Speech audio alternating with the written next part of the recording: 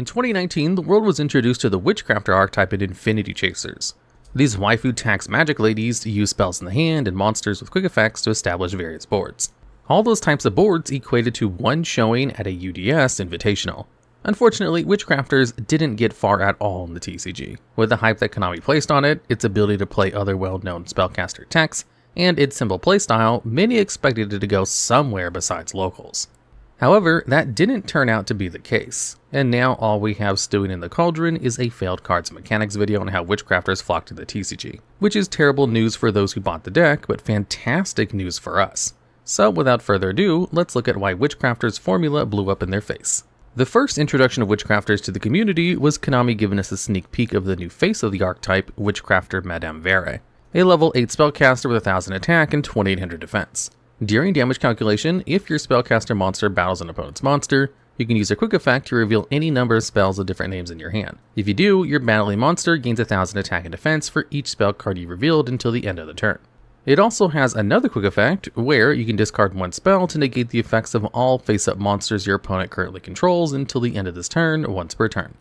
Madame Vere showed the potential that Witchcrafters could have. A card with quick effect negation that blankets your opponent's entire board is nothing to slouch at, as this could disrupt their plays. Add in the fact that it could also increase the stats of any spellcaster monster during the battle phase, including her, and you have a card that piqued players' interest in the upcoming archetype. It caught their eyes even more when the rest of the support was revealed. 5 monsters and 7 spell and trap cards were shown in Infinity Chasers. Out of the 5 monsters, 3 of them were level 4 and lower. The low-level monsters all had a Lone Fire Blossom-esque quick effect that allows you to tribute them to discard one spell card from your hand to special summon a Witchcrafter from your deck. They also had effects that could be used in the graveyard when you banish them. Potteria allowed you to target a Witchcrafter card in your graveyard and add it back to your hand. Pittore will enable you to draw one card and then send a Witchcrafter card from your hand to the graveyard, or if you have none, banish your entire hand. And Shmita lets you send a Witchcrafter card from your deck to the graveyard. For the level 5 and higher outside of Madame Vere, we have Witchcrafter Adele, a level 5 spellcaster with 2000 attack. Its quick effect lets you discard one spell to special summon a Witchcrafter monster from your hand, except itself. You can then tribute this card to target one spellcaster monster in your graveyard, except itself, and special summon it. Witchcrafter Hane was a level 7 dark spellcaster with 2400 attack. Your opponent can't target other spellcaster monsters you control with card effects, and once per turn you can use this quick effect to discard a spell and then target one face-up card your opponent controls and destroy it. The game plan was simple and straight to the point. Play a level 4 or lower, send it off, and special summon a high-level Witchcrafter during either player's main phase. The ability to play monsters during either player's turn with the low-level Witchcrafters made your plays flexible and straightforward, and you could respond to your opponent's plays by tagging out your low-level ones for the high-level Witchcrafters from your deck in order to dodge card effects. The only issue was that you needed a spell card for their effects. That's where our new spell and trap cards come in for the archetype. With the Witchcrafter cards, their normal and quick play spells could be added back to the hand from the graveyard if you control a Witchcrafter monster during the end phase. The continuous spells, on the other hand, could be placed face up in your spell and trap card zone if you control a Witchcrafter monster. Whichever one you choose, just know that all of the spells can only be used once per turn, and you can only use one of its effects on the card per turn. Creation was their searcher, which added a Witchcrafter monster from deck to hand. Holiday lets you target a Witchcraft in your graveyard and special summon it. Draping is a quick play spell that targets spells and traps your opponent controls up to the number of Witchcrafter monsters you control and return them to the hand. Collaboration targets one Witchcrafter monster you control, and it lets it make a second attack during each battle phase's turn. And when it attacks, your opponent cannot activate spells and traps until the end of the damage step. As for the continuous cards, Witchcrafter by Street prevents your Witchcrafters from being destroyed the first time it would be destroyed by battle or card effect. If a Witchcrafter monster you control discards a card activates effect, you can send this card from the field to the graveyard instead. Witchcrafter Scroll lets you draw a card if a Witchcrafter monster you control destroys monster by battle, and it has the same effect as By Street, where it can be sent to the graveyard instead if a Witchcrafter monster discards a card by an effect. Finally, their trap Witchcrafter Masterpiece is a continuous trap which targets a spell in either graveyard if you control Witchcrafter monster, and lets you add one card with the same name from your deck to your hand. During either player's turn, except the turn this card was sent to the graveyard, you can banish this card and any number of spells from your graveyard to special summon one Witchcrafter monster from your deck, whose level equals the number of spells banished to activate this effect. The spell cards immediately answer how Witchcrafter monsters would handle the cost of their effects. Not only do their spells handle multiple issues like searching, revival, and even monster protection, they were able to be recycled themselves with the normal and quick plays being added back to your hand during the end phase, but even the continuous spells placing themselves back on the field as well during the end phase. so long as you had a Witchcrafter on field, of course. So not only did you have monsters with diverse effects in the field and the graveyard, you had spells that could be used as ammunition for your Witchcrafter monster's effects, or just be used as is. The deal got even sweeter when you realized the deck was spellcaster based, and the spellcasters had access to a plethora of unique cards, like Magician's Left Hand, Magician's Right Hand, Secret Village of Spellcaster, and later Magician's Souls when released. The deck had everything it needed to survive the cold world of the TCG as a unique grind and control deck. So, what happened? Well, many issues could be blamed for Our Lady's slow start in the TCG, starting with them being slow. Though they could accumulate resources, some of it came at a cost of a turn. Using your spells for discard fodder meant that you're likely adding it back to your hand and not using its primary effect, since the spell cards could only use one of their effects per turn. Another issue was the boards just weren't as strong.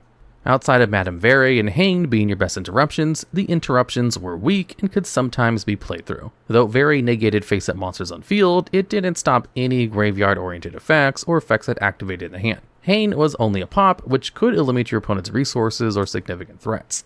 Still, it didn't stop cards from resolving effects unless they were required to be face-up on the field. So they were good at slowing down your opponents, but couldn't necessarily stop your opponent's turn from coming to a halt. Speaking of interruptions, this deck, ironically, couldn't play through them. Ash Blossom was nearly a turn ender almost every turn, as it could stop all the level 4 and lower Witchcrafter effects to special summon a Witchcrafter from your deck. This was because the deck relied heavily on its normal summon and didn't have direct search power for its spell cards. The deck was linear if hand-trapped going first and almost inoperable going second against established boards. The result of Witchcrafter's debut was an absolute mixed bag.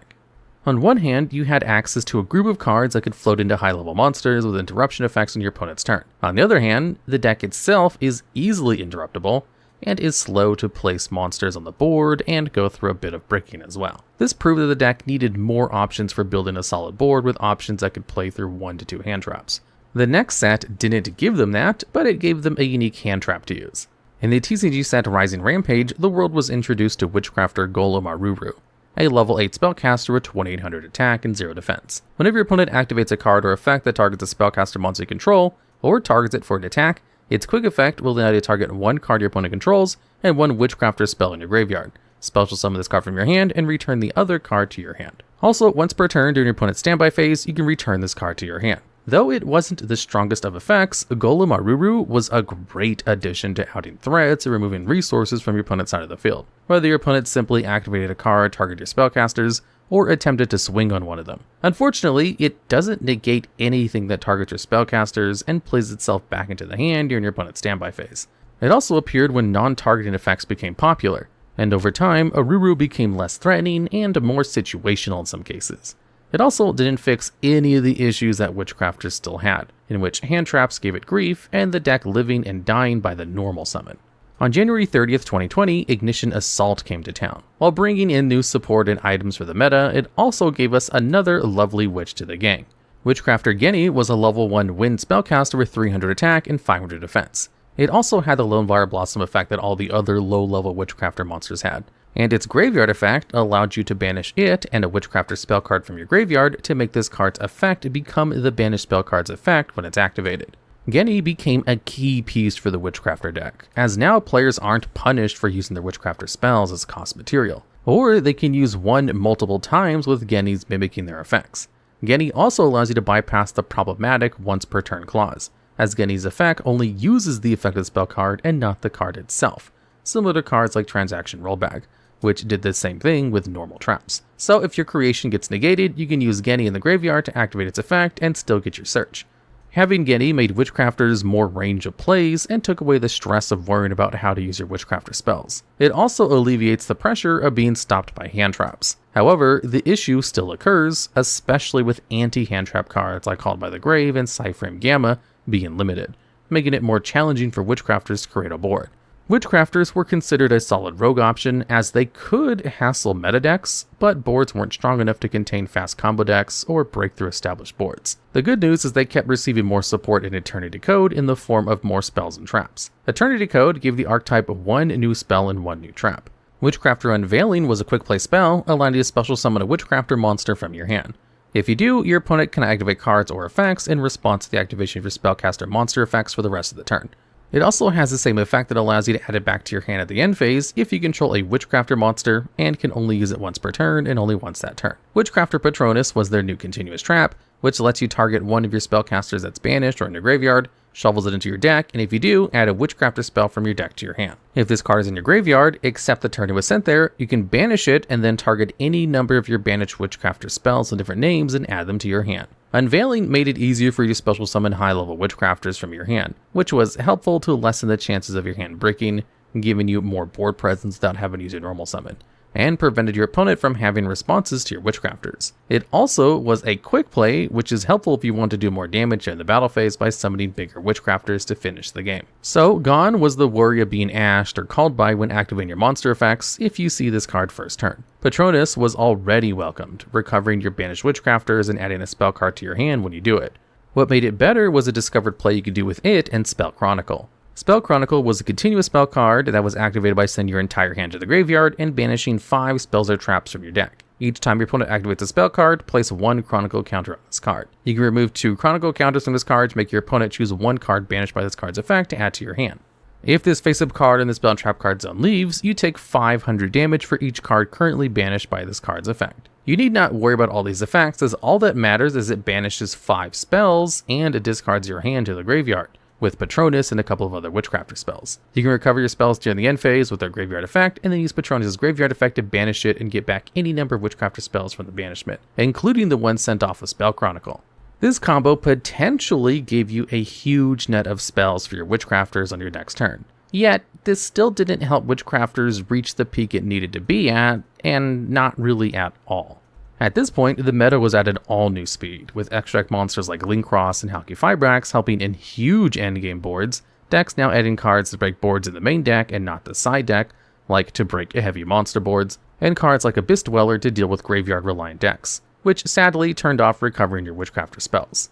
This also comes with the fact that almost every deck in 2020 outpaced it in every other way. Having barely 2 pieces of interaction wouldn't cut it in a format full of extensions, board breakers, and decks that set up multiple interruptions. So, if this grindy control deck was supposed to get any better, they needed more cards that would at least be a bit better at interrupting and could have a major impact on the deck and help them compete in the format. And in Magnificent Mavens, they didn't get that at all, but they did get a fusion though. Witchcrafter Vice Madame was a level 8 fusion monster with 2700 attack and 2800 defense, requiring 1 Witchcrafter monster and a spellcaster to make. When a spell card or effect or a non-fusion spellcaster monster effect is activated, once per turn, you can use each of its quick effects to either destroy 1 card in the field, special summon 1 level 6 or lower Witchcrafter monster from your hand or deck, or add 1 Witchcrafter spell or trap card from your graveyard to your hand. Their newest spell, Witchcrafter Confusion Confession, fusion summons 1 fusion monster from your extra deck using monsters from your hand or field as material,